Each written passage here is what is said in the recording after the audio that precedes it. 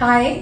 तो आज हम आपको एक we are going to talk about a couple जो एक बिल्कुल मिरेकल है, एक बिल्कुल जादू की तरह होता है ना कि कुछ भी इम्पॉसिबल नहीं होता लाइफ में। एक उनकी कहानी बताएंगे आपको। ये है अनीता और उनके हस्बैंड। ये हमारे पास कुरुक्षेत्र से आते हैं और अनफॉर्चुनेटली मतलब बड़ी दुखद इनके साथ एक घटना हुई। इनका 23 साल का बेटा को परेशानी हो गई, मतलब उसका एक्सीडेंट हो गया, ट्रेन में एक्सीडेंट हो गया और वो नहीं रहा। इनके लिए इतनी बड़ी प्रॉब्लम थी, इतनी बड़ी मतलब परेशानी थी कि वो मतलब उसको सहन भी नहीं कर पाए। लेकिन इनमें और इतना हौसला इन्होंने किया और 1 महीने के अंदर अंदर ये ट्रीटमेंट के लिए आ गए। अनीता की उम्र 49 है और ये एकदम एक हौसले से आए कि मैं एक बार और ट्राई करूंगी, मैं अपने बच्चे को वापस लेकर आऊंगी इस दुनिया में।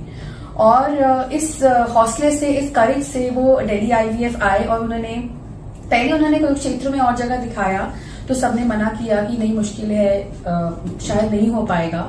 लेकिन जब ये हमारे पास दिल्ली IVF आए, इनकी जो स्पिरिट थी और इनकी जो आशाएं थी, हम उनको तोड़ना नहीं चाहते थे और हमने कहा कि कोई बात नहीं, एक बार सब असेस करते हैं, सब देखते हैं कि सब कैसा है। हमने इनकी बहुत डिटेल में जांचें करी, सब कुछ देखा और हमने पाया कि ये ओवरऑल काफी हेल्दी हैं, इनको कोई इससे बड़ी इश्यू नहीं है। तो हमने कहा चलो एक बार तुम्हारा ट्राई करते हैं, एक भरोसे से, कॉन्फिडेंस से, पॉजिटिविटी से। और हमने इनका IVF साइकिल किया और भगवान की दया से सबसे पहले ही इनका पॉजिटिव आया और सब कुछ ठीक रहा। इनकी सक्सेसफुल प्रेगनेंसी हुई और आज इनकी हमारे पास इनका जो बेबी है वो है बिल्कुल हेल्दी। अनीता भी ठीक है, ये भी ठीक है। तो अब आपको हम बताएंगे कि ये सब कैसे पॉसिबल हुआ। हाई एज में, इतनी उम्र में, इतना कुछ होने के बाद इन्होंने गिव अप नहीं किया और ये अपनी ड्रीम्स को, अपनी होप्स को के पीछे पीछे चलती रही, भागती रही कि ये पॉसिबल होगा। तो आगे आए हम और सीखते हैं, समझते हैं कि इसमें क्या क्या चीजें आई, क्या क्या अड़चने आई और कैसे इसको हम ओवरकम करते चले गए। डॉक्टर मनन भी हमें बताएंगे। तो बहुत लोगों का सवाल होता है कि क्या इस एज में भी बेबी हो सकता है।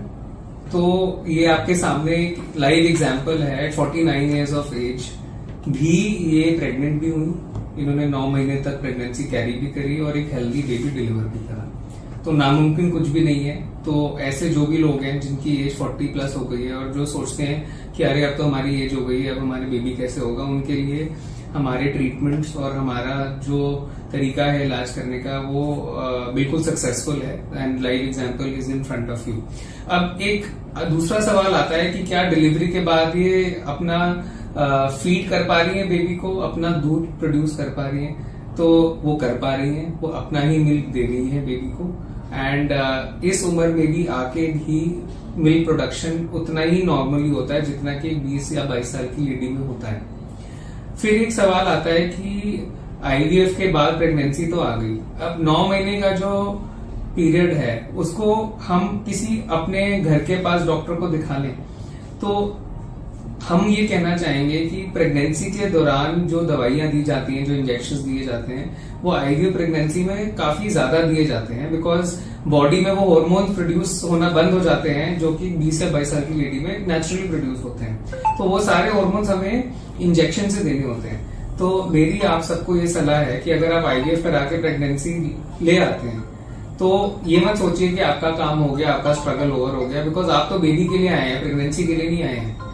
तो वो तब तक IVF डॉक्टर के पास रहें जब तक आपकी डिलीवरी नहीं हो जाती और आपको एक हेल्दी बेबी नहीं मिल जाता। क्योंकि उस प्रेगनेंसी की और उस बेबी की अहमियत वो IVF डॉक्टर ही समझता है जिसने मेहनत करके IVF करके प्रेगनेंसी दी है पेशेंट को। फिर एक सवाल आता है कि क्या नॉर्मल डिलीवरी पॉसिबल है IVF के बेबीज में।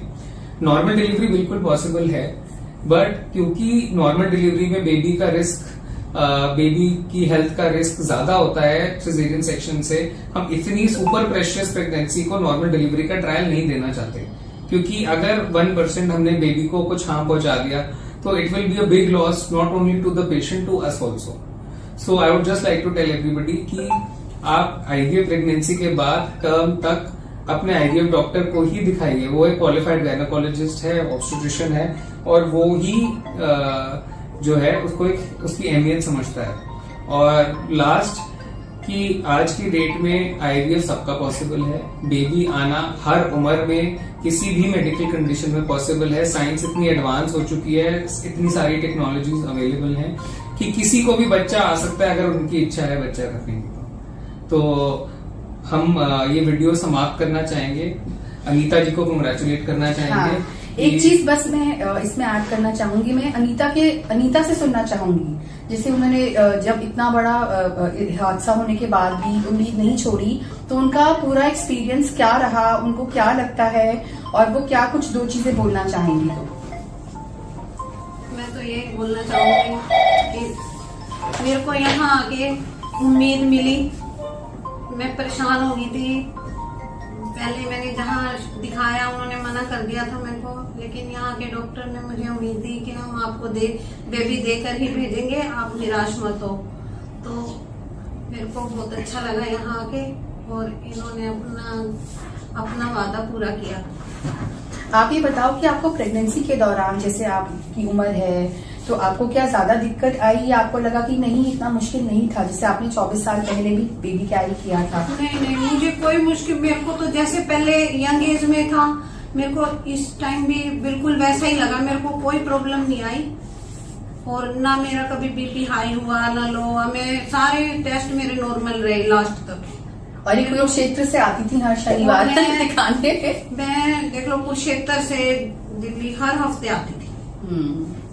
मैंने और कहीं नहीं दिखाया, मैं रिस्क नहीं लेती, मैं अपने डॉक्टर को ही दिखाऊंगी। लास्ट टाइम तक मैं यहीं आती रही। चलिए, बहुत मुबारक हो आपको। आप कुछ कहना चाहेंगे जी? आपकी लाइफ कैसे बदली, कुछ एक चीज बोलना चाहेंगे? बहुत खुशी मिली है जी। हाँ। और आप